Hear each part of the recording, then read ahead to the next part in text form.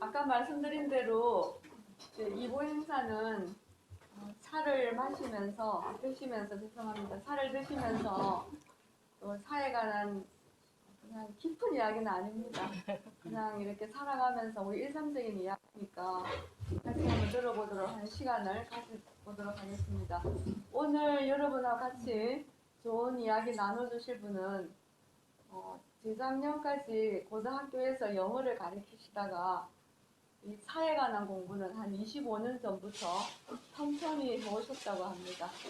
그래서 이제는 학교는 퇴임하시고 지금부터는 이제 차를 전문으로 해서 여러분과 같은 멋진 분들과 같이 나누는 시간을 갖는다고 하십니다.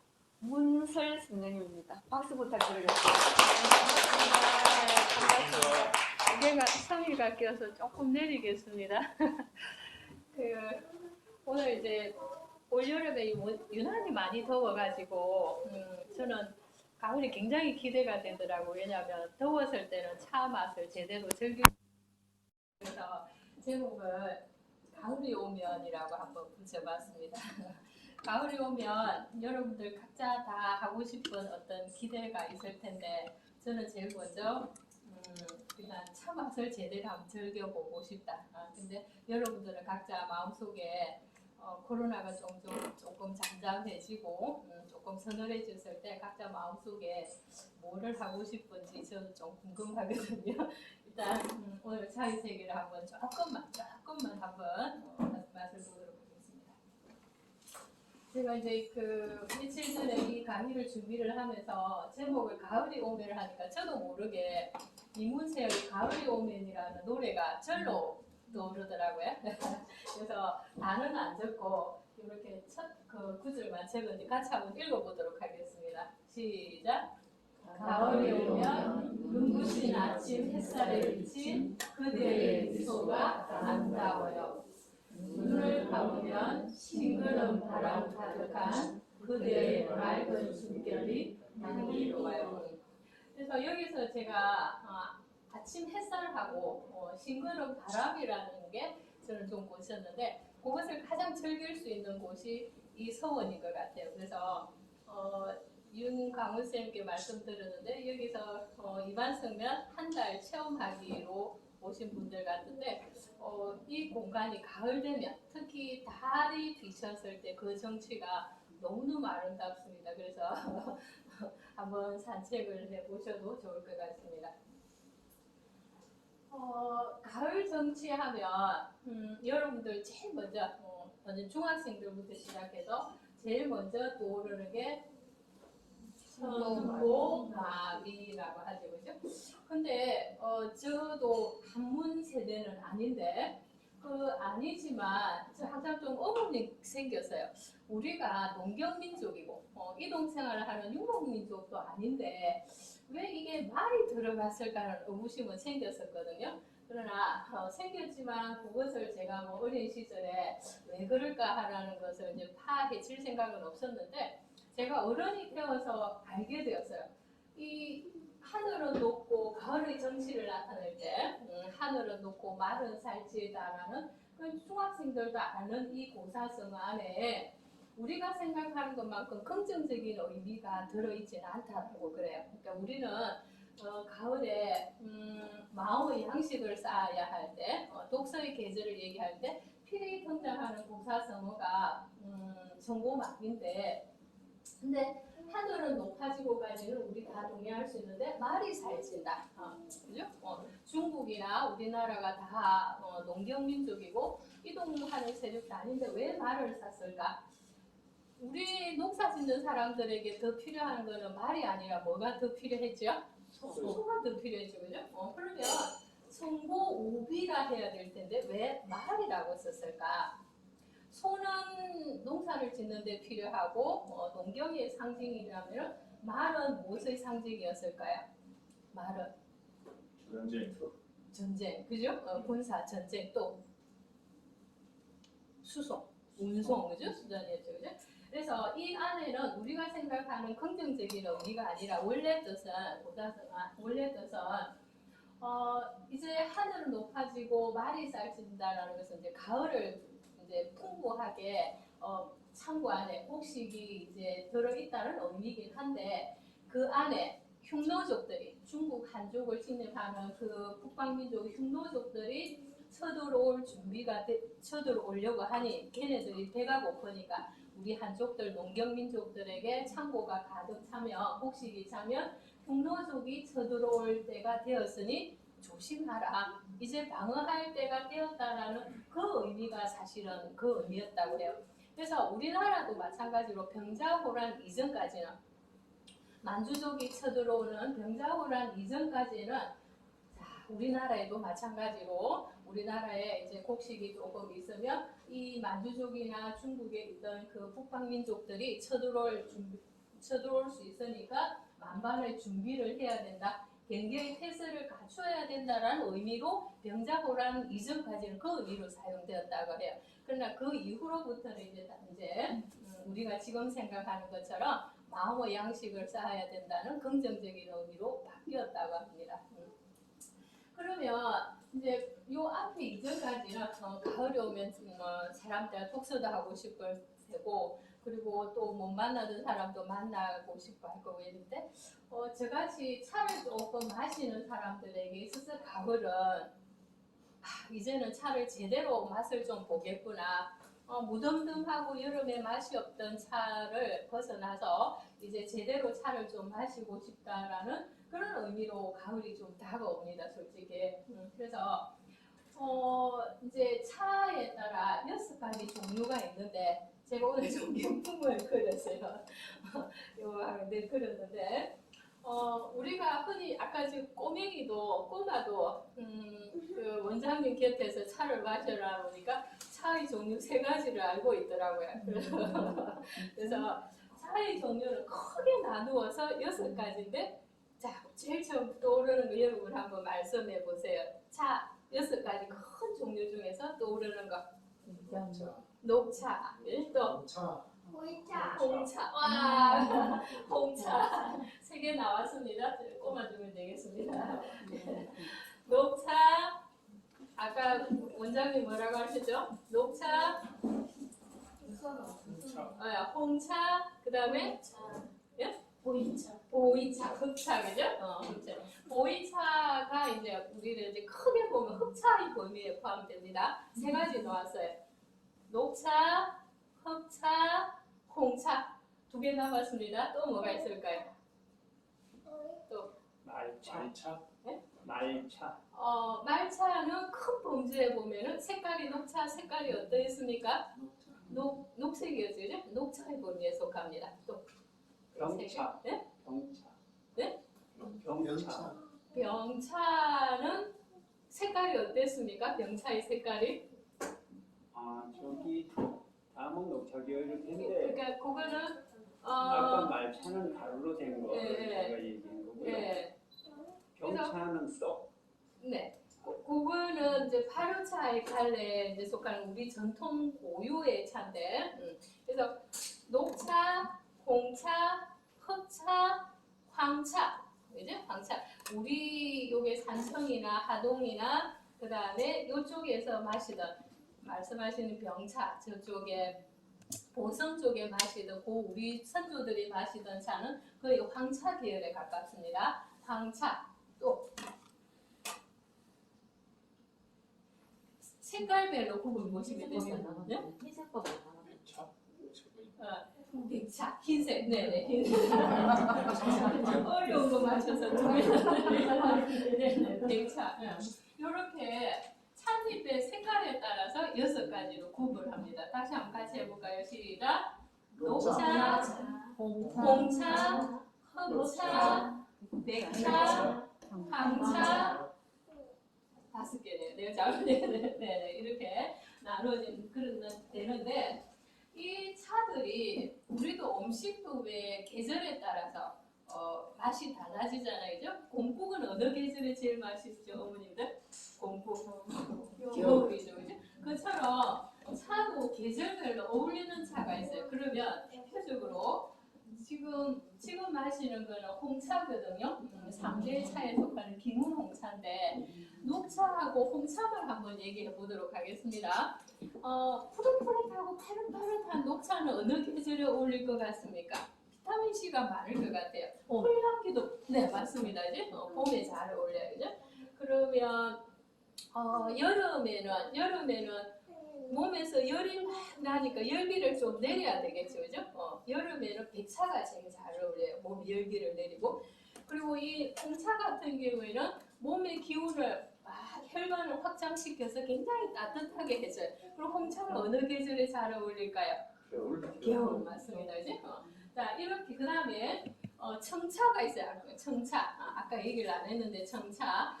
여러분들 대만 여행 가셨거나 아니면 중국 쪽에서도 상해 쪽이나 광동 지방 쪽으로 여행을 가셨을 때 어떤 차가 음식점에서 제일 많이 나왔어요. 특히 대만에서 제일 많이 나오는 차. 철나름인데 그거는 청차예요. 네, 청차는 어느 계절에 오르냐면은 봄에서 여름 말에서 여름으로 넘어올 그 계절에 잘 어울립니다. 그래서 계절별로 어울리는 차가 있는데 우리나라는 우리 선조 어른 때부터 우리나라 사람들이 가장 즐겨 마셨던 가장 흔하게 쉽게 마시던 차의 종류는 뭐였을까요? 그러면 녹차였습니다. 그죠? 녹차였고 근데 몇 년 전부터 우리나라에 광풍이 불었어요. 이 차 마시지 않으면 차를 마시지 않는 것처럼 얘기했고 이 차를 마시면 뭔가 진짜 차인인 것 같고 보이차 하면은 굉장히 그냥 많이 비싼 것 같고 이런 것 같은데 그 차가 뭐예요? 보이차 광풍이 불었잖아요. 그죠? 그러나 제가 이제 오늘 여러분에게 수업할 거는 계절별로 어울리는 차가 있다. 네, 두 번째 차 들어주시면 됩니다. 계절별로 어울리는 차가 있고 그 다음에 이 보이차를 쏟지 않고 제대로 고를 수 있는 방법 그거를 조금 이제 입문 과정을 해보도록 하겠습니다. 지금 첫 번째 마시는 차는 기문 홍차였었고 지금부터 이제 마시는 차는 수업용이라서 좋은 차도 있고 나쁜 차도 있고 막 섞여 있습니다. 그래서 지금 이제 두 번째 나올 차는 좀 적어 봐 주시겠어요? 보이 숙차입니다. 숙차. 제가 설명을 좀 하겠어요. 보이 숙차.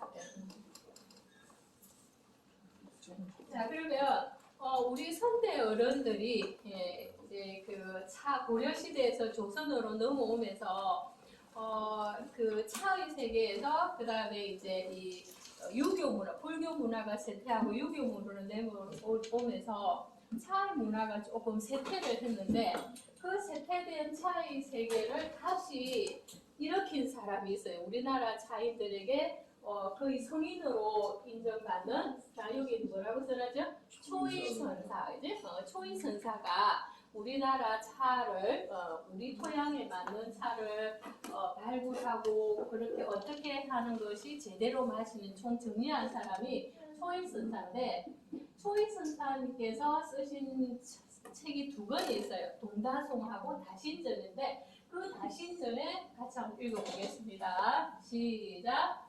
혼자 마시는 차는 신령스럽고 둘이 마시는 차는 아름답고 셋이 마시는 차는 즐겁고 대여섯 마시는 차는 건강하고 일곱 여덟이면 서로 나누리라. 자 여기 다 좋은 말만 써놓은 것 같은데 사실은 이 안에 조금 레벨이 좀 있어요. 자 우리가 초이선사의 속마음을 한번 들어가 봅시다. 어디까지가 초이선사께서 차를 마시기에 아주 적격하다 라고 어디까지 단계인 것 같습니까? 우리 한번 들어가 볼까요? 짐작해 볼까요? 3명 같아요. 3명일 것 같습니까? 혼자 오시고. 그죠? 자, 그렇죠. 여기를 제일 신령시하고 차츰 내려갈수록 그 격이 어떻게 됩니까? 떨어지죠. 그래서 혼자 마시는 차를 최고로 여긴 겁니다. 왜 그러냐면 이 차는 여러분 알다시피 한 번 우려갖고 마시는 게 아니라 여러 번 우려가지고 하잖아요. 그죠? 그러면서 계속 생각의 끝을 물고 가는 거죠. 자신과의 독백, 자신을 계속 돌아보게 하고 자신을 성찰하게 하고 자신의 내면과 자꾸 대화를 하게 하니까 이 우리 초이 선사님께서는 혼자 마시는 차를 가장 좋게 여겼다라는 겁니다. 이제. 그러나 제가 얘기한 걸 이렇게 마시지 말라는 건 아닙니다.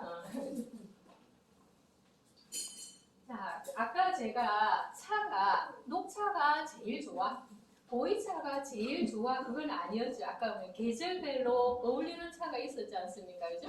자, 그러면 어느 시절부터 우리는 보이차가 최고의 차인 것 같고 보이차 마시지 않으면 차인이 아닌 것 같고라고 했는데 중국은 어떨까? 중국도 우리나라처럼 그렇게 보이차에 열광을 할까? 한번 지도를 가지고 한번 살펴보도록 하겠습니다. 자, 이게 중국의 지도인데 크게 이제 동북 지역, 동북아 공적. 예전에 중국 사람들은 이쪽 지역을 거의 무시해버렸죠, 그죠? 그러나 얼마 전부터 동북아 공정해가지고 자기네의 영토, 모든 역사를 자기네 중심으로 동북아 공정해낸다는 게 이쪽 지역입니다. 그 다음에 중국에서 크게 중국 대륙을 관통하고 중국 역사를 얘기하고 할 때 크게 그 기준이 되는 강이 두 개 있죠. 하나는 중국을 나누고 중국의 군사, 정치, 중국의 음식, 중국의 풍습, 중국의 민족 할 때 양분되는 기준이 되는 두 개의 강이 중국에서 제일 긴 강, 장강이라고 우리는 흔히 하죠. 그게 뭐죠? 양자강이죠, 그죠? 그 다음에 이제는 원나라부터 원나라, 그 다음에 들어선 명나라, 그 다음에 명나라를 멸망시킨 만주족 청나라부터 중국의 수도가 요 남쪽, 요쪽 지역 중심에서 요쪽 중심에서 북경으로 옮기면서 이제 요쪽으로 역사가 옮겨지잖아요. 중국의 역사가 옮겨질 때 여기에서 기준이 되는 전부 다 강은 요쪽 티베트 요쪽 지역에서 강은 출발합니다. 양자강은 요쪽으로 흐르고 그 다음에 중국의 수도가 원나라부터 북쪽으로 북경 지역으로 옮겨지면서 기준이 되는 강, 항하강이죠. 그죠? 두 개의 강을 가지고 이제 중국 역사를 논하는데 차에 있어서는 기준이 되는 게 양자강입니다. 양자강인데 요 양자강이 이 티베트 지역에서 출발해가지고 요렇게 이제 흐르거든요. 그래서 이 양자강 기준을 하북 지역, 요 크게 나누어서 밑에를 이제 하남 지역이라고 하는데 차에서 기준이 되는 건 이 양자강이에요. 그래서 양자강에서 요쪽 지역에서는 차의 종류가 요쪽 지역하고 요쪽 중국의 동쪽에 해당되는 화동 지역, 요쪽 남쪽 지역의 차의 품종이 달라요. 자, 요것만 아시면 왜 어떤 지역에서는 소엽종, 작은 찻잎이 작은 우리나라처럼 작은 걸 마시고 또 어떤 지역에서는 우리 보이차에서는 보이차 보면 찻잎이 넓잖아요, 그죠? 넓은 걸 마시는 게 이해를 할 수 있을 거예요. 그래서 이쪽에 허남성이나 이쪽 가운데 중부 지역에 해당되는 이쪽에 있어서 소엽종밖에 나지를 않아요. 그러면 소엽종이니까 이쪽에서는 우리처럼 보이차나 철가는 혹시 마셔보셨습니까? 철가는 여행 가실 때 잎이 두껍고 아주 크거든요. 그래서 이쪽은 그러면 힌트 주겠습니다. 이쪽이 그러면 보이차 생산 지역이겠습니까? 아니면 녹차 생산 지역이겠습니까? 이쪽 지역에서는 녹차 생산지 소엽종이에요. 그죠? 소엽종이고 그 다음에 이제 이쪽으로 남부 지역으로 내려오면서 기온이 습기도 많고 그 다음에 기온도 높아지니까 소엽종보다는 식물의 잎이 어떻게 될까요? 커지겠죠, 그죠? 그래서 이쪽 운남성이나 이쪽 남부 지역에서는 소엽종은 자라지 않고 차의 잎이 어떻게 되겠습니까? 크겠죠. 그러면 한번 생각해 보세요. 녹차는 마실 때 찻잎을 넣어가지고 바로 우려 마시는데 잎이 동백잎처럼 큰 거 넓적넓적하고 큰 것을 그냥 다간에 우려가면 쉽게 우려나겠습니까? 안 우려나겠습니까? 안 우려나겠죠. 그래서 이쪽 대엽종이 생산되는 이쪽에서는 녹차를 안 마신다는 거예요. 그래서 이쪽 지역에서는 녹차를 많이 마시고 그 다음에 이쪽 지역에서는 기온이 고온 다습한 지역이에요. 바닷가 중심 고온 다습해지니까 녹차보다는 사람의 기운을 습한 기운을 빼야 되니까 찻잎에다가 상처를 조금 주고 하는 이쪽에는 청차를 많이 마셔요. 철가는 청차를 많이 마십니다. 그럼 요쪽 지역에 청차를 많이 마시거든요. 그러면 여기 지금은 운남성이라든지 이쪽 사천성 남부 지역이 중국의 영토에 포함이 되지만 예전에는 한족은 전부 다 이쪽 중심의 역사가 흐르게 삼국지 역사도 전부 다 이쪽 지역에서 전개가 됩니다. 근데 예전에서는 이쪽에는 중국 소수민족이 사는 이쪽 지역에서는 중국의 영토가 아니었어요. 그냥 소수민족으로 포기해버린 땅입니다. 그래서 이쪽은 베트남 지역에 속하기도 하고 그냥 소수민족이 한 민족이 살던 지역인데 고온다습하고 찬이프의 종류도 대역종이에요. 그래서 이 사람들은 중국 한족들이 귀하게 마시던 차는 녹차였었고 이쪽 남쪽 지역은 사람들은 자기네들도 녹차 마시고 싶었어요. 그러나 자기네들은 가난하고 이렇게 하니까 차의 종류도 없고 하니까 이쪽 지역까지 차를 가지고 올 수가 없는 거예요. 그래서 자기 주변에 나는 대역종을 가지고 차를 만드는데 그게 뭐냐 하면은 오늘날에 우리가 하는 보이차예요. 보이차. 근데 여기서 이제 이래 보면은 중국은 어디까지나 요쪽 그러면 중국에서 아까 베이징이 원나라부터 시작해가고 수도가 이쪽 남쪽 중부 지역이 아니라 북쪽으로 이동하시잖아요, 그죠? 그럼 북경 여행을 갔을 때 차를 마신 경험이 별로 없을 거예요. 그때는 여러분들 한번 기억을 더듬어 봅시다. 중국집에 가면은 꽃냄새가 좀 나면서 녹차가 아닌 것이 주는 게 자스민 차예요. 맞아요, 자스민. 그래서 이쪽 북쪽 지역에서는 차가 성장하는 북방 한계선이 있기 때문에 차가 자라지를 않아요. 이쪽 지역은. 그래서 이 사람들은 다차, 자스민 차를 이쪽 지역은 더 많이 마셨습니다. 그래서 녹차는 이쪽에 중국의 가운데 지역에 해당되는 여기에서 한족들이 중심으로 마시는 아주 고급 차였어요. 그러나 이쪽 지역에서는 소수민족들이 자기네들 주변에 있는 대역종의 차를 가지고 마실 수밖에 없었다. 그래서 각 지역마다 중국 사람들은 북중국 사람 이쪽 지역 가면 녹차를 많이 마시고 이쪽 지역을 가면은 자스민차, 화차를 많이 마시고 남쪽 지역에 가면은 뭘 많이 마시냐? 보이차, 흑차를 많이 마시고 이쪽에 바닷가 중심의 서편 지역에서는 뭘 많이 마신다죠? 철가름, 청차를 마시는. 그럼 대만 지역은 뭘 많이 마시겠어요? 상식적으로? 그렇죠. 청차, 철가름이 대표적인 거 이렇게 마셔요. 자, 그러면 자, 이제 우리 역사를 보면 이쪽 티베트 지역이고 이쪽이 위구르죠. 위구르 자치구역 지역이잖아요. 그죠? 그럼 이 나라 사람들이 이제 차를 마시는 흔적이 있는데 그게 차마고도라든지 그다음에 실크로드를 타러 가지고 이제 차의 운송 길이 있잖아요. 그죠? 차마고도 들어갔죠.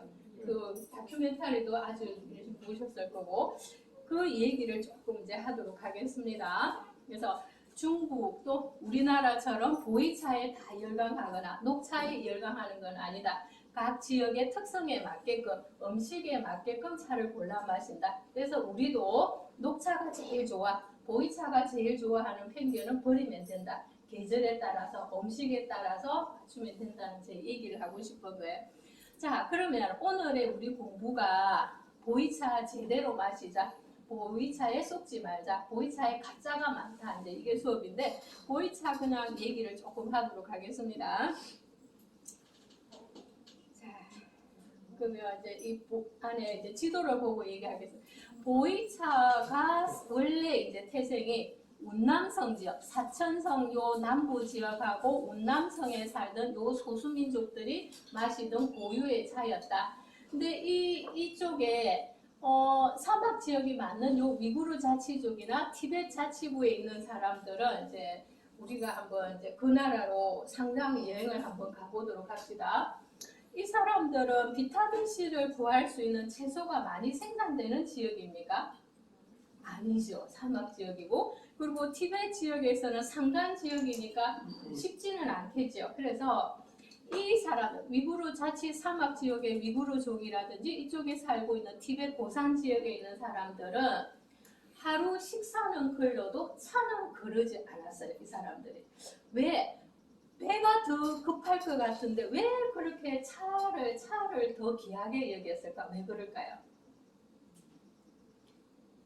배는 고프면 다른 걸로 충족시키면 됩니다. 그죠? 티베트 지역에서는 야크 젖을 짜 먹으면 될 테고 이쪽에서는 양을 키워가 젖을 짜 먹어도 영양을 보충할 수 있어요. 그러나 이 사람들이 비타민 C가 공급이 되지 않았을 경우에는 계혈병으로 병을 앓는다는 거예요. 그래서 하루 식사는 걸러도 차는 걸으면 안 된다. 자기네들 생존에 직결되는 거니까 질병 얘기해서. 그래서 이쪽 그 운남성 지역에 자기네들도 녹차를 마시지만 그 가난한 위구르 자치 지역이나 그 다음에 티베트 지역에 있는 사람들은 녹차는 감히 엄두도 못 내는 거예요. 그래서 그 대신으로 싼 대역종으로 만든 사천성 남부 지역이나 운남성 소수민족들이 사는 대역종으로 만든 흑차를 자기네들이 차마고도를 거쳐서 이렇게 자기네들이 가지고 간 거예요.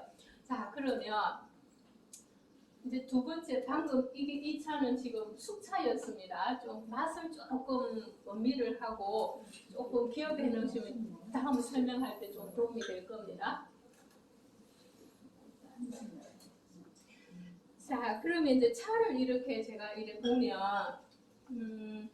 자, 이제 우리 암호처럼 차 껍질에 보면은 뭐 357서라라고 보고 이렇게 숫자를 이렇게 막 써놨거든요.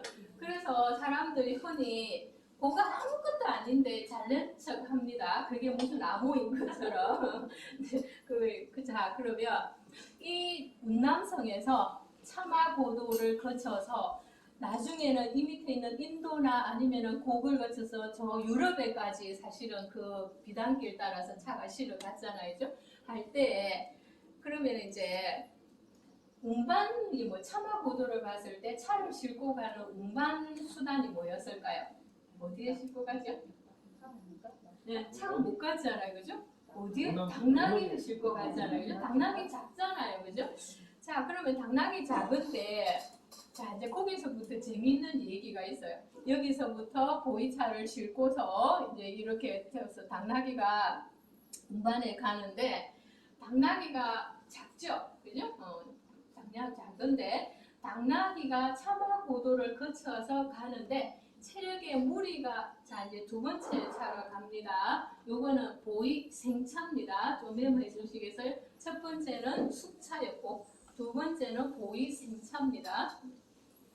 자, 당나귀가 자기 몸에 무리가 없을 정도를 실을 수 있는 단계가 60kg이었다고 그래요. 60kg.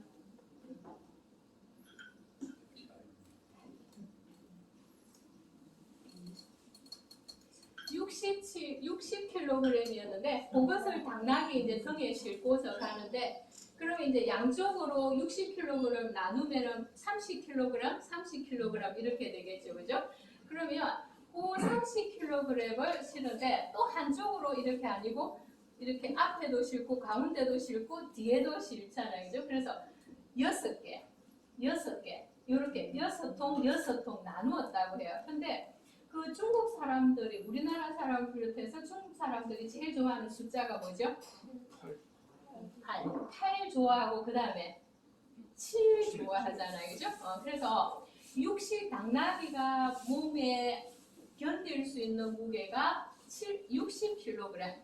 그래서 30 나누는데 그것을 이렇게 나누다 보니까 그리고 중국 사람들이 7을 또 좋아해요. 그래서 보이차를 여러분들 보시면 이렇게 쌓아놨는데 이렇게 그걸 한 통이라 그러거든요. 한 통에 몇 개가 들어있냐면은 7개가 들어있어요. 그걸 이제 7편이라 그러는데 그렇게 하다 보니까 보이차 동그랗게 이렇게 동전 모양으로 이렇게 동그랗게 되어 있는데 그것이 얼마 그러면 357g이었다는 거예요.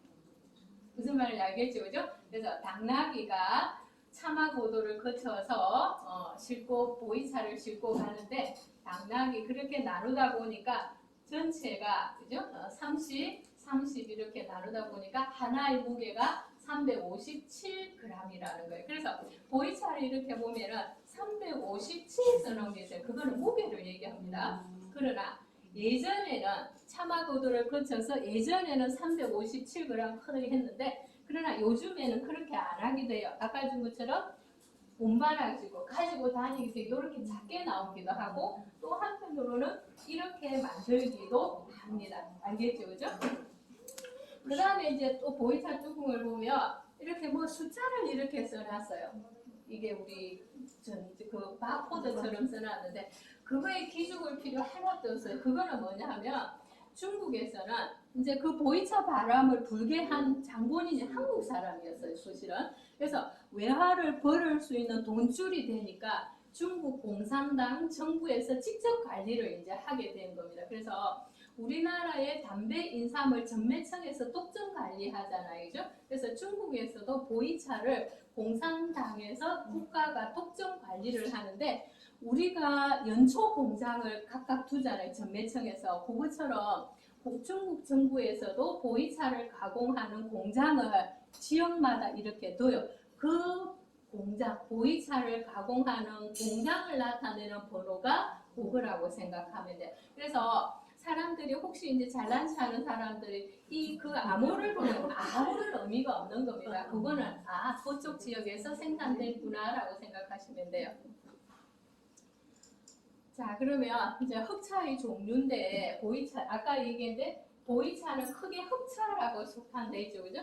그러면 보이차를 봤을 때 흑차를 봤을 때 모양이 여기 있는 것처럼 여러분들 보시면 동그란 게 있고 또 이렇게 된 것도 맞죠, 그죠? 벽돌처럼, 그죠? 또 어떤 모양 혹시 보셨어요? 보이차 모양. 또 차를 많이 마시던 사람 집에 가면 우리 죽부인처럼 긴 죽부인처럼 이렇게 된 대통에다가 차를 넣는 거 혹시 보셨어요? 그걸 천량차라 그러는데 그것도 흑차에 속합니다. 그러니까 속하고 그 다음에 요것처럼 백돌로 만든 흑전차도 되고. 자, 그러면 이제 흑차하고 다른 종류의 차이는 뭐냐? 뭘 흑차라 그러느냐라고 이제 하나만 설명하겠습니다. 크게 보면은 차는 크게 보면 세 가지 종류가 있어요. 녹차처럼 찻잎을 따가지고 바로 덮어서 그 신선함을 즐기는 차. 그거는 산화나 발효나 이렇게 계속 진행이 되겠습니까? 중단을 시켰겠습니까? 중단을 시켰죠. 그게 녹차예요. 불발효차, 불산화차. 찻잎이 어쨌든지 간에 신선하게 그대로 해서 찻잎의 변화 과정을 즉시 중단시킨 차. 그게 녹차. 그 다음에 우리가 제일 처음 마신 거 홍차잖아요, 그죠? 그러면 찻잎을 이렇게 땄을 때 상처가 있기도 하고, 그 다음에 소불에 이렇게 비비다가 보고 말리거나 이렇게 하면 상처가 있겠죠. 상처가 있으면 공기 중에 있는 산소하고 이렇게 접해지면서 변화가 일어나겠죠. 산화 과정이 일어나겠죠, 그죠? 그러면 공기 중에 산소가 접해지면서 산화 과정이 일어나면 원래 찻잎이 가지고 있던 성분이 어떻게 되게 계속 그것만 유지하겠습니까? 좀 변하겠습니까? 변하겠죠. 그게 이제 원소로 그 성분에는 폴리페놀이라고 하는데 폴리페놀은 황산화 작용이 굉장히 탁월해요. 병균에 대한 저항 능력. 그게 제일 많이 유도를 하는 거가 홍차입니다. 그래서 찻잎은 찻잎이 가지고 있는 신선함 그대로 그냥 신선하게 즐기려고 하고, 홍차는 찻잎에 상처를 주어서 산화 과정을 일부러 유도를 해서 몸에 있는 황산화 과정을 유도한 게 홍차다. 그러면 녹차는 고급이고 홍차는 싸구려 차다라는 편견이 가지고 있을 필요가 있을까요? 없을까요? 없다라는 겁니다. 그러면 찻잎의 상태에 따라서 녹차로 가공하면 되고 찻잎의 상태에 따라서 이걸 홍차로 가공하면 되겠어요. 자, 그럼 예를 들겠습니다. 어린 이런 봄에 이제 파릇파릇하게 싹이 났어요. 그거는 홍차로 마시는 게 만들면 좋겠습니까? 녹차로 만들면 좋겠습니까? 녹차. 자, 그 다음에 이제 뭐 우전도 만들고 짝순 만들고 다 했어요. 좀 이게 찻잎이 좀 빳빳하고 거칠어요. 근데 이건 좀 아까워요, 버리기에는. 이거는 녹차로 마실까요? 홍차로 가공하면 좋을까요? 홍차로 가공하면 좋다라는 겁니다. 알겠죠? 자, 그러면 녹차는 그냥 마시면 좋겠습니까? 단 음식하고 막 음식 먹었을 때 마시는 게 좋겠습니까? 녹차는? 녹차. 단독으로 마요. 왜냐하면 풀에 파릇파릇하다. 그럼 홍차는 어떻게? 단독으로 마시는 것보다 음식하고 마시면 굉장히 좋다라는 거예요. 그래서 녹차를 마실 때도 있고 또 상황에 따라서 홍차를 페어링 맞추기 해갖고 마시면 된다라는 겁니다. 자, 그러면 산화를 중지시킨 거 녹차, 산화를 유도한 거는 홍차. 자, 그럼 흑차는 뭐냐?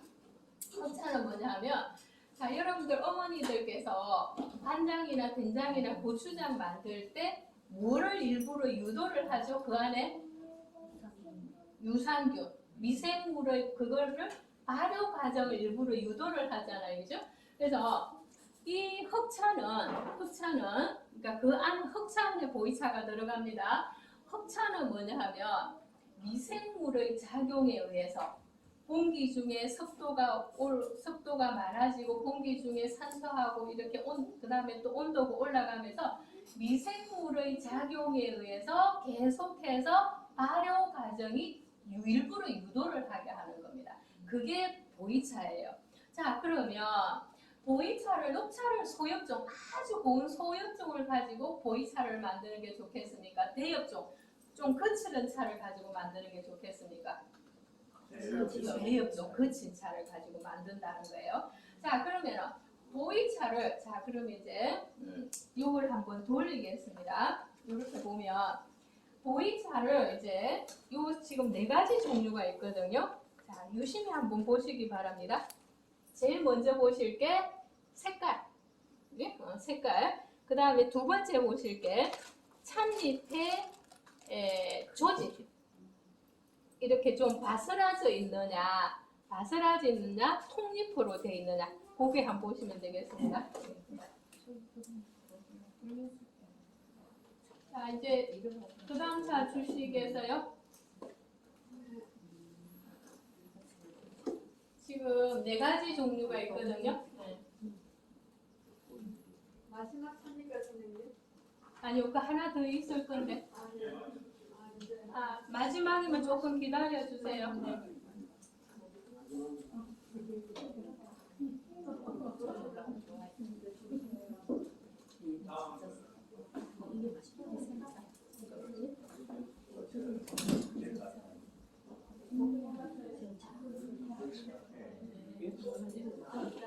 네. 색깔 한번 보시고 그 다음에 차의 조직도 이게 통으로 되어 있느냐 가루로 되어 있느냐 그 다음에 찻잎의 색깔 2가지만 한번 유심히 보세요.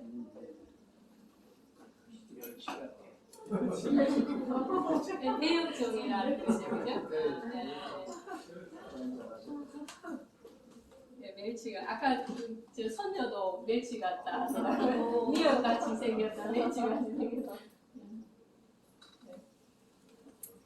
자, 그러면 같이 한번 얘기해 보겠습니다. 자, 그러면 크게 모양을 봤을 때 동그란 거하고 뭐로 나눠지죠? 나눠지죠?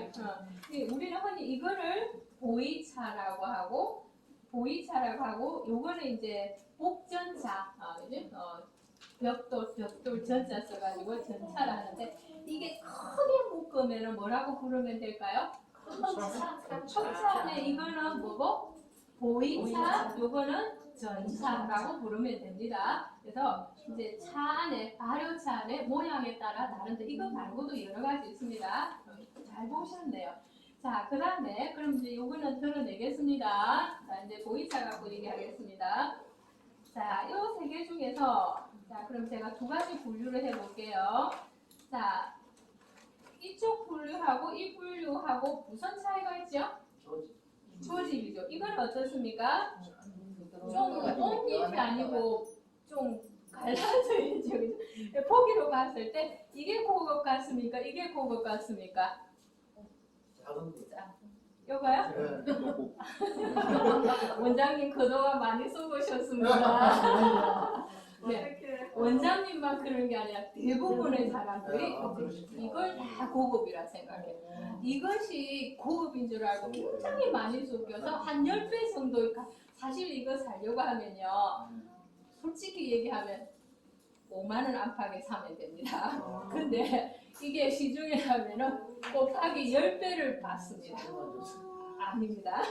이게 고급이에요. 이게 자, 그러면 우리가 마신 것 중에서 우리가 세 가지, 제일 앞에 마신 거는 기모녹차니까 놔두시고요. 그러면 이제 지금 두 가지를 마셨거든요. 마셨는데 지금 마시는 차하고 요 앞에 마시는 차 두 가지를 하겠습니다.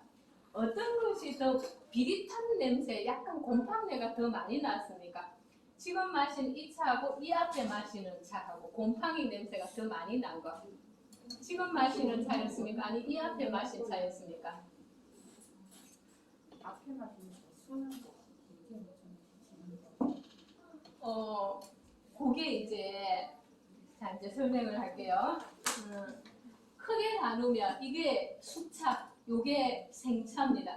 이게 숙이란 말은 익었단 말이고 이거는 살아있다라는 거죠, 그죠? 근데 이제 흔히 한간에 쓰이면 우리나라 보이차가 봄을 이렇게 홍라이 여사라고 하거든요. 이건희 홍라이 여사가 이제 이건희 그 회장님하고 중국에 갔을 때 보이청에서 이 보이차를 몇십 년에 20, 30년에 선물을 받았다 그래요. 그러니까 이 사람 기업체에서 로비를 해야 되니까 관료직에 있는 높은 사람들한테 준 거예요. 이 우리나라에서 마시던 이 자원차가 그리고 더군다나 고위직에서 마시던 사람이 선물을 받았으니까 또 손님 오면 좋겠죠. 그래서 그게 이제 퍼지다 보니까 녹차보다는 이 보이차를 마셔야 비싼 차고 제대로 마신다 하니까 한국에서 보이차 붐이 많이 일어나는 거예요. 그래서 아까 얘기한 위구르 자치족에 이쪽 지역에 있는 사람들은 사실은 이거예요. 생차, 보이 그 대역종의 차이죠. 요거를 생으로 따가지고 이렇게 중국에 가고 창고에 이렇게 재워놨다가 세워라 가거라 하고 마시는데 갑자기 막 한국에서 보이차 붐이 일어나니까 수량의 숫자가 딸리는 거예요. 그러니까 중국 공산당에서 이거 돈 되겠다 빨리 만들어라 한 것이 급조한 게 이거예요. 수차예요. 왜냐하면 이거는 자연 상태에서 천년 발효되는 거를 그대로 세월의 힘에 기대어서 기다리는 거고 요거는 뭐냐면은 빨리 돈은 벌어 먹어야 되겠고 빨리 가기 위해서 공장에서 강제적으로 사람들이 미생물을 집어넣어서 그 보이차 숙성의 조건에 맞추어서 고온 다습한 환경 속에서 집어넣어서 만드는 거예요. 숙차입니다. 자, 그럼 하나만 기억하셔야 돼요. 보이차에는 두 가지가 있다. 뭐 살아있는 거 생차, 그다음에 숙성시킨 거 숙차. 그것만 구별하시면 돼요. 그러면 뭘 가지고 구별하느냐? 여러분 보시다시피 색깔을 보고 구별하면 됩니다. 생차는 맑은 갈색이 들어있죠. 숙차는 어떻습니까? 다크무티티해요. 색깔이 탁합니다. 그러면 마셨을 때 그는 어떻게 구별해야 되냐면 지금 마시는 차는 진짜 좋은 차 뒤에 가져오면 색깔이 어땠습니까? 맑았죠. 이 앞에 마시는 차는 색깔이 어땠습니까? 탁했습니다. 그거 구별하면 돼요. 알겠죠, 그죠? 자, 그래서 보이 숙차는 이제 이 말을 합니다. 차 잘난치 않은 사람, 굉장히 내가 비싼 차를 마시는 사람일 때, 이거 손님들 그렇게 얘기해요. 보살들한테도 얘기합니다. 야, 이거 내가 말이지 한 40만 원, 50만 원 주고 샀어. 야, 하니까 곰팡이가 진짜 많이 나고 이렇게 숙성된 곰팡이 냄새 많이 나는 차는 숙차라고 보시면 됩니다. 그거 좋은 차 아닙니다. 좀 알겠죠, 그죠? 그거는 일부러 강압적으로 숙성시키기 때문에. 그래서 생차는 세월 따라 처음에는 풋풋하고 조금 풀 냄새가 나지만 세월에 가면서 맛이 익어가지만 그러면 생차는 세월이 5년 된 거하고 10년 된 거하고 어느 것이 더 보급일까요? 10년. 숙차는 4, 5년이 한계점입니다. 4, 5년 지나면 더 이상 숙성하지 않아요. 무슨 말 알겠죠, 그죠? 그래서 요거는 곰팡내가 굉장히 불쾌한 곰팡내가 많이 나요. 그래서 흔히 이렇게 합니다. 곰팡내가 많이 나고 조금 매주 띄우는 냄새가 많이 나면 좋은 차라고 생각하는데 절대 보이차 좋은 거는 곰팡내 좋은 그런 냄새 안 납니다, 솔직히. 무슨 말 알겠죠, 그죠? 자, 그럼 배웠습니다. 앞으로 보이 숙차를 절대 10만 원 이상 주고 사시지 말기 바랍니다. 오늘 그 정도 하면 됩니다. 자, 그럼 이제 두 가지가 또 한 번 돌리겠습니다. 자, 요 두 개, 앞에 두 개만 보시면 돼요. 그럼 앞에 두 개 차는 보이 생차라고 했죠. 네. 그러면 이제 생차를 가지고 돌려보고 어느 것이 더 색깔이 익은 건지 더 갈색이 있는지 앞에 두 개만 보고 구별하시면 됩니다. 그래서 그러면 이제 숙차는 가루가 좀 나 있고 생차는 아까 멸치처럼 미역처럼 온 것이 많이 있는 거 보면 되겠죠? 네.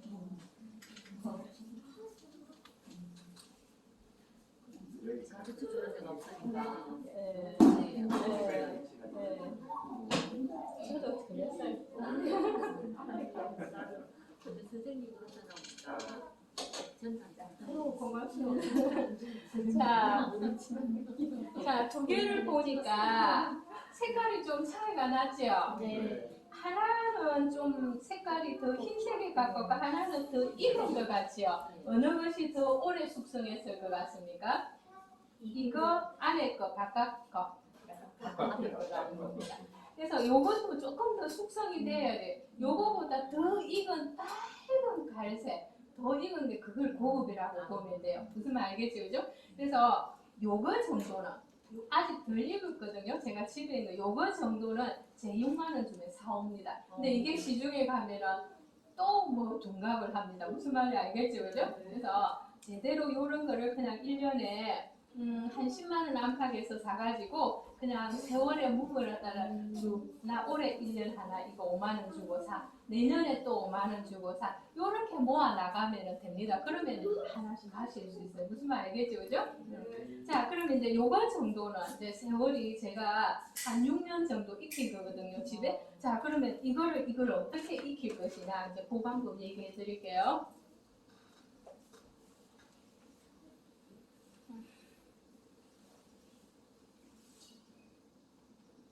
자, 보이차에 가짜가 많다. 야, 하나는 구별할 수 있게 숙차하고 생차만 구별을, 숙차에 절대 돈 많이 주지 마세요.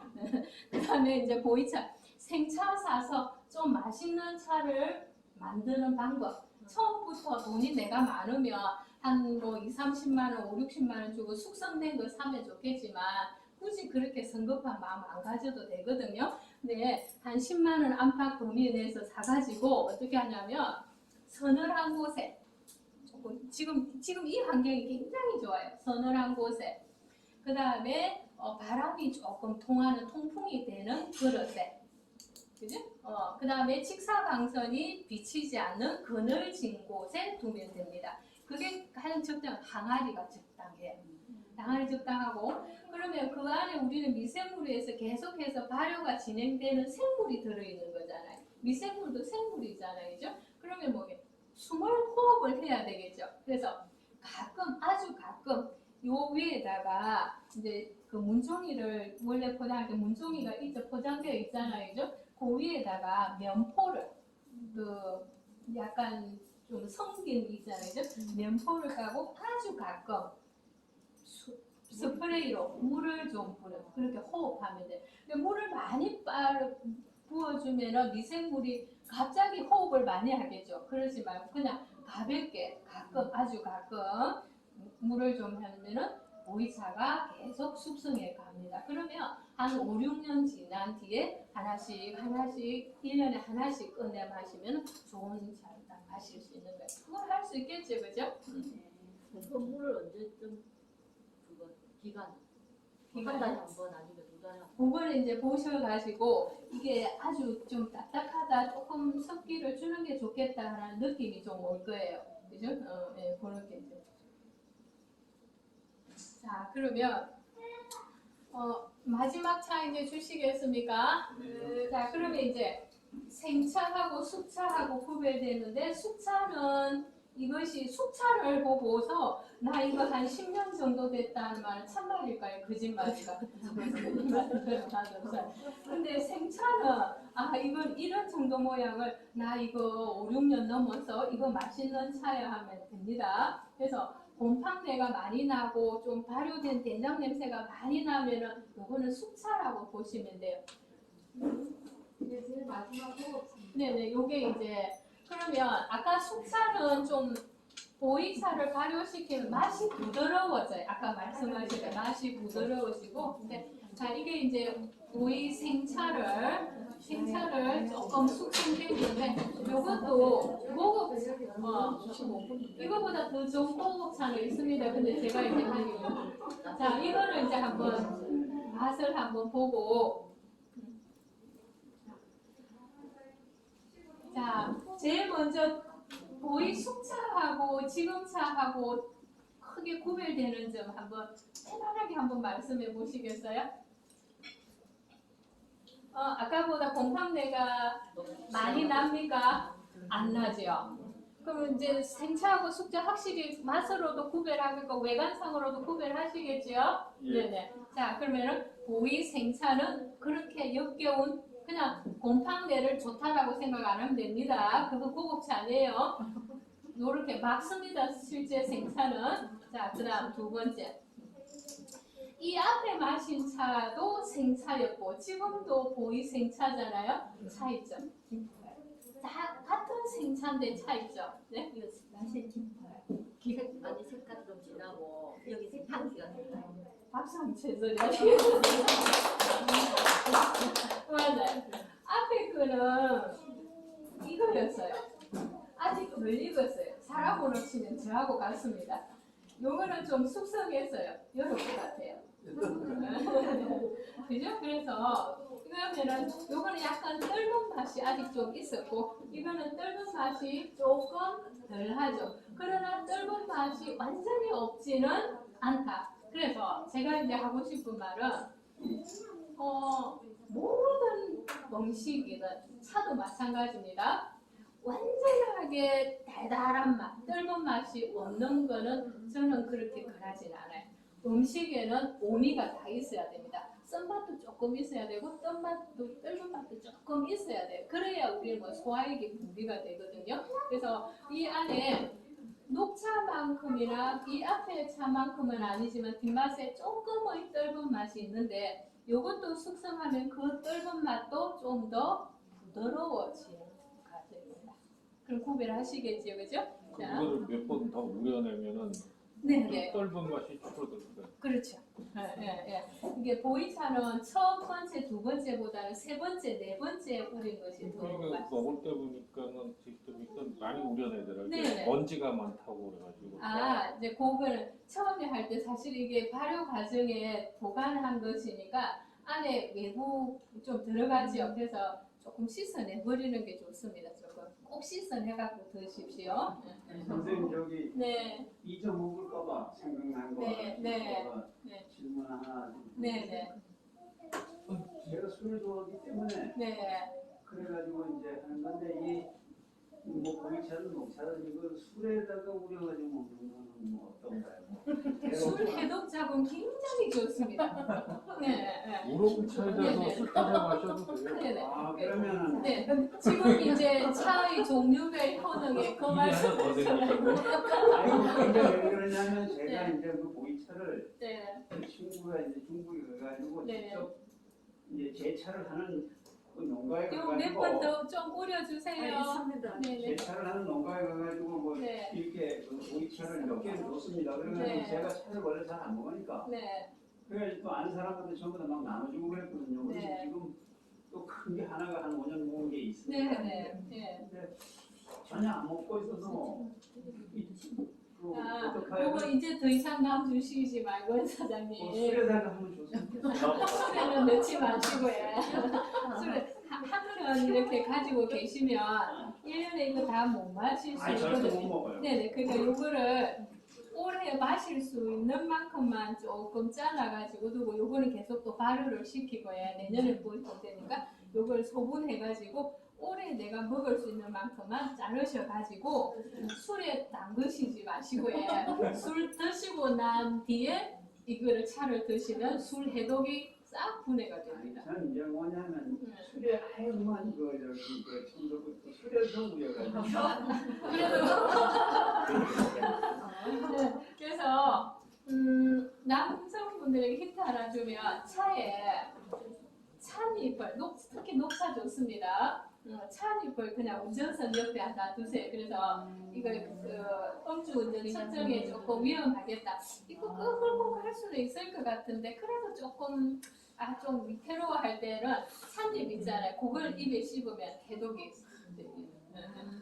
위험한 걸 가르쳐 주시고. 그래서 이제 차의 종류별 신학에 대해서 이제 해보겠습니다.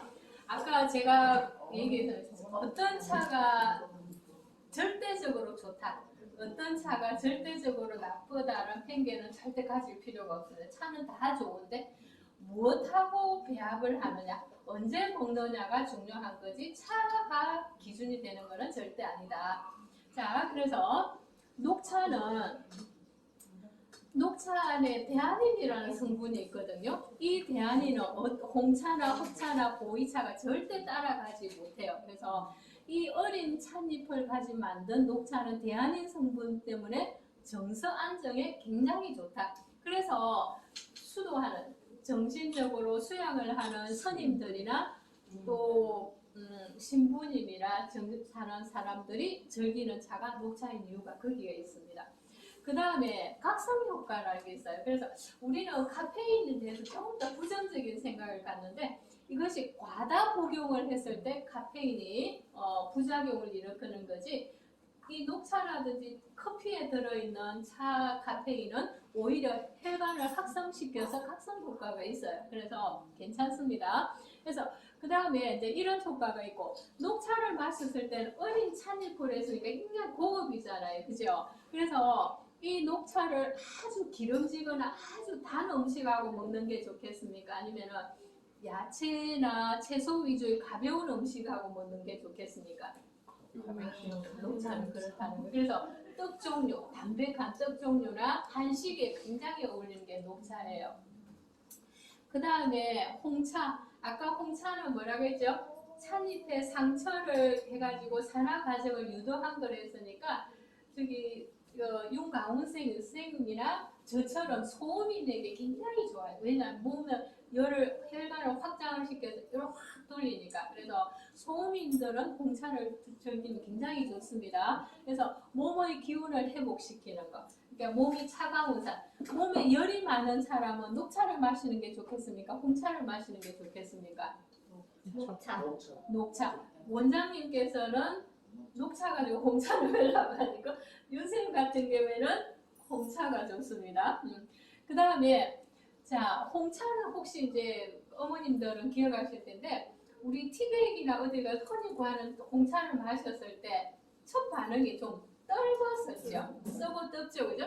그게 이제 카테킨 성분이 그런데, 이 떨건 성분이 오히려 단 음식을 먹었을 때 그 단 성분을 씻어줘요. 그래서 홍차는 단 음식, 그래서 케이크라든지 그런 단 음식을 먹었을 때, 그 다음에 아까 얘기한 것처럼 녹차는 정서를 안정시켜주니까 기운을 내리겠죠. 그래서 개혼식이라든지 아이들 돌이라든지 그 다음에 신부 이런 경우에 있어서는 녹차를 마시는 게 좋을까요? 홍차를 마시는 게 좋을까요? 홍차죠, 그죠? 그럼 이렇게 업시켜야 되니까, 그죠? 그런 거. 그래서 홍차는 단 음식이 좋습니다. 그 다음에 떡이라든지 우리 채식류의 그런 야채 위주로 먹을 때 녹차가 좋습니다. 그 다음에 이제 선생님 설명하신 보이차, 흑차입니다. 흑차는 지방 분해 성분이 탁월해요. 그것 때문에 아마 우리는 보이차 하면은 다이어트 식품이다. 보이차를 먹으면 다 살이 빠질 것 같고, 보이차를 먹으면 다 날씬해질 것 같고, 보이차를 먹으면 만병통치약일 것 같은 그 이유가 뭐냐면 지방 분해 작용이 탁월하기 때문에 그렇습니다. 그래서 기름진 음식, 돼지고기나 소고기, 기름진 음식을 먹었을 때는 보이차 먹는 것이 좋습니다. 그 다음에 아까 보이차 했을 때 약간 단 성분 부드럽다 했잖아요, 그죠? 그래서 그거 뭐냐면 소화작용이 굉장히 좋아요. 그래서 약간 채기가 있거나 몸에 채기가 있고, 이거는 약 먹기에는 그렇고 병원에 가기도 그런데 이런 속이 더부룩해 좀 채기가 있는 것 같았을 경우에는 보이차를 조금 진하게 우려가지고, 그렇다고 한 잔을 불컥 마시지 말고 조금 진하게 해서가지고 조금씩 삼킴을 하면은 나도 모르는 사이에 신기할 정도로 소화가 되는 경험을 하실 수 있을 거예요.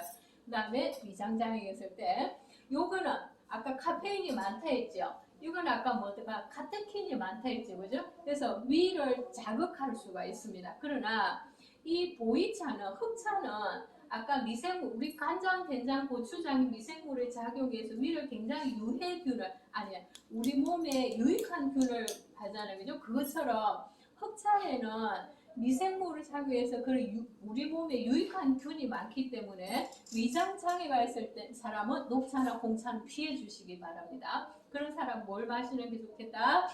보이차를 마시는 게 좋아요. 그죠? 자, 오늘 어설프지만 조금 떠들었는데 한 가지와 숙차, 보이 숙차가 진짜인 것처럼 자갈 때 쏟지 말라는 그것만 하나 배워가지고 좋겠습니다. 네, 감사합니다. 수고하셨는데 혹시 뭐 궁금한 게 계세요? 네. 예, 하나 또 네. 있습니다. 제가 이 차에 대해 가지고 모독을 하려고 하는 건 전혀 아닌데요. 네. 예전에는 저희가 그 위스키를 먹을 때 네. 홍차를 섞어가지고 먹었거든요. 네. 네. 아니 뭐 공식으로다가 위스키, 네. 뭐 나중에는 이제 토니버터 같은 거를 네. 섞어가지고 먹었지만 네. 옛날에는 홍차를 위스키 섞어가지고 많이 아주 즐겁게 마셨거든요. 그런데 요즘에는 이제 술의 그 대종이 네. 위스키가 아니고 이제 소주지 않습니까? 네. 그 소주에는 이제 차를 섞는 게 나을까 아니면 녹차를 섞는 게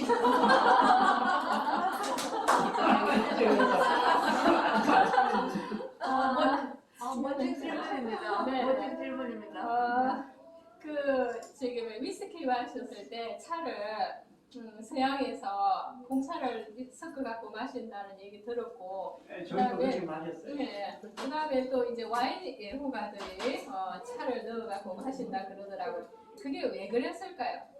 빨리 알코올 성분을 분해시키고 싶어서 그랬겠죠, 그죠? 그래서 저는 요즘도 쉽게 말해 차인들은 녹차나 가루차, 말차를 많이 마시는 분들은 계속 다운이 되겠죠. 기가 내려가겠죠, 그죠? 그런 사람들은 기운을 올려야 되니까 그 차회를 길게 하고 난 뒤에는 기운을 좀 올려야 되니까 한 잔 정도의 위스키나 와인을 먹는 경우가 있습니다. 나쁜 게 아니고요. 그거는 왜 그런지는 알겠죠, 그죠? 몸을 차갑게 했으니까 와인이나 거기서 기운을 올리는 거겠죠, 그죠? 그런 경우가 있는데, 그 다음에 이제 선생님 사장님처럼 그런 경우에 있어서는 술은 취하려고 마시는 거잖아요, 그죠? 취하려고 마시는 건데, 마시는 즉시 해독보다는 저는 이제 이렇게 권하겠습니다.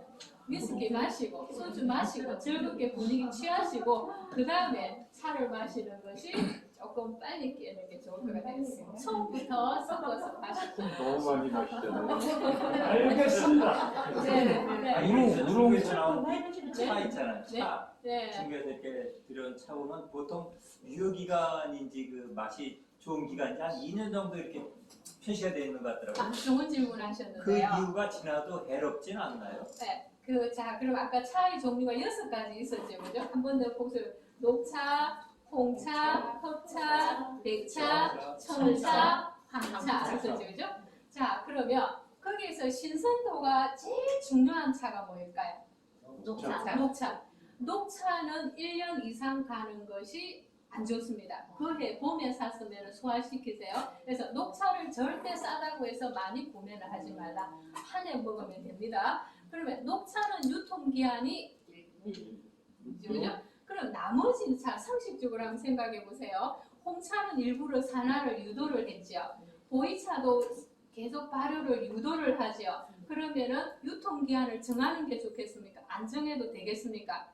안 정해도 됩니다. 자, 그러면 차에 그렇게 홍차에서 영어에서는 best period, limited, 제한하다는 단어를 쓰지 않고 best라고 쓰거든요. 그거 먹으면 썩어서 죽는다고 병이 난다는 말에는 limited, 한정을 하겠지만 best라는 말을 쓰면 거기가 최고점이라는 겁니다. 거기가 제일 맛있는 거지 버리라는 얘기는 아니라는 얘기예요. 그래서 홍차는 숙성할수록 좋고 보이차는 더더욱 좋고 청차도 그 시간이 지나 그중에 제일 맛있지만 맛은 어떻게 될까요? 부드러워집니다. 관계 안 하셔도 돼. 하나는 녹차만 지키라는 거. 네, 답변이 됐죠. 그래서 요즘은 중국에 있는 가이드가 안내하는 대로 마음으로 네? 안심하고 사도 될까요? 장난을 많이 치니까 중국은 보이차를 아니 보이차뿐만 아니라 예, 이거 우리가 가이드가 안내하는 대로 네, 안내해주는 데 내가 설명드리고 살려고 할 때 네, 생자 숙자가 중요한 게 아니라 네. 혹시나 뭐 지푸라기라든가 뭔가 이런 마음도 좀 들더라고요. 근데 안심하고 그냥 사도 되는지. 자, 그래서 저는 우리나라에서 정식 세관을 거친 통관을 거친 거를 사는 것이 훨씬 정확합니다. 근데 이제 가이드 우리가 여행 갔을 때는 가이드가 안내하는 대로 네. 따라가서 그런 경우에는 그냥 눈으로 보고 사시지 말고요. 우린 것을 꼭 2차 우린 거 주라 우려봐라 해가지고 하시는 거 훨씬 좋습니다. 실제로 맞습니다. 마셔보고. 네네. 네. 또 다른 질문. 우롱차는 그럼 어디에서 사요? 우롱차를 청차를 우롱차라 그래요. 그러면 제가 시간 조금 넘기겠습니다. 청차를 우롱차라 하는데 그게 철간음 대표적인 게 철간음이거든요. 그럼 이제 청차가 조금 설명하면 녹차는 상처를 일부러 안 냈죠. 어린 싹의 맛을 그대로 하거든요. 근데 대엽이거나 이게 조금 찬잎이 숙성하는 경우의 차를 아까워서 좀 마셔야 되겠어요, 이거를. 근데 그거를 바로 이렇게 덮어가지고 마셨을 경우 차의 성분이 잘 우려 나온다, 안 나온다? 안 나오겠죠, 차의 성분이. 나는 이걸 마시고 싶은데. 그런 경우는 그럼 차를 우려 나오게 하려면 어떻게 하면 되겠습니까? 찻잎에 상처를 주면 되겠죠. 근데 중국 사람들은 아까 지도에 이렇게 보면 중국 남쪽 지역이나 해안 지역에 있는 사람들은 찻잎이 소엽종이 아니라 대엽종이었죠, 그죠? 예. 대엽종이었는데 자기는 녹차를 마시고 싶은데 녹차를 구할 수가 없잖아요. 거리상이 멀은 지금이야 뭐 바로 되지만, 근데 이게 대엽종이니까 녹차처럼 마실 수는 없잖아요, 그죠? 그래서 어떻게 했냐면은 소쿠리에 대고, 이게 소쿠리면 조금만 이렇게 흔드는 거예요. 그러면 찻잎이 이게 찻잎이라 생각하면 요 차의 가에만 상처가 있겠죠, 그죠? 자, 그래서 우롱차를 마시고 난 찻잎을 한번 보세요. 끝에만 벌레 먹은처럼 갈색이고 안은 녹색이에요. 그래서 처음에 저는 엄마 이거 싸구려 차인가 보다 생각했는데 그게 아니에요. 가에만 상처를 줬습니다. 그래서 중국 사람들이 녹차를 해안 지역이나 남부 지역에 있는 사람 마시고 싶은데 자기 형편상 안 되니까 대엽종을 녹차에 가깝게끔 한 것이 청차다. 그죠? 그래서 녹차에다가 조금 차에 성분이 있어서 조금은 산화가 됐는데 푸릇푸릇하고 파릇파릇한 그런 맛이 있다. 그렇게 시원하다. 그렇게 생각하시면 돼요. 네, 감사합니다. 좋은 시간 되셨습니까? 네. 박수 한번 더 부탁드리겠습니다. 이것으로 오늘 저희 수원 행사는 마치겠습니다. 앞으로 남은 시간 더 멋진 시간을 가지고 다들 돌아가셨으면 좋겠습니다. 네, 일어나세요. 찍으세요. 네, 찍겠습니다. 네. 하나, 둘, 셋. 예, 감사합니다. 네.